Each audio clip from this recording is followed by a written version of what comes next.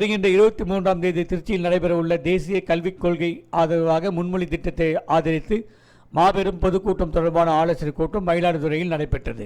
இந்த கூட்டத்தில் நகர தலைவர் ராஜகோபால் தலைமையில் மாவட்ட துணைத் தலைவர் மோடி கண்ணன், மாவட்ட செயலாளர் கோமல் வினோத், தேசிய பொதுக்குழு உறுப்பினர் கோவி சேதுராமன் ஆகியோர் முன்னிலையில் நடைபெற்ற நிகழ்ச்சியில் சிறப்பு அழைப்பாளராக மாவட்ட தலைவர் நாஞ்சில் பாலு கலந்து கொண்டு வருகிற 23ஆம் தேதி நடைபெற இருக்கிற பாரதிய ஜனதா கட்சியின் தமிழ்நாடு தேசிய கல்விக் கொள்கை ஆதரவாக முன்மொழி திட்டத்தை ஆதரித்து மாபெரும் பொதுக்கூட்டத்திற்கு செல்வதற்கான முன்னேற்பாடுகள் குறித்தும் கட்சி நிர்வாகிகளுக்கு பல்வேறு ஆலோசனைகள் வழங்கினார்.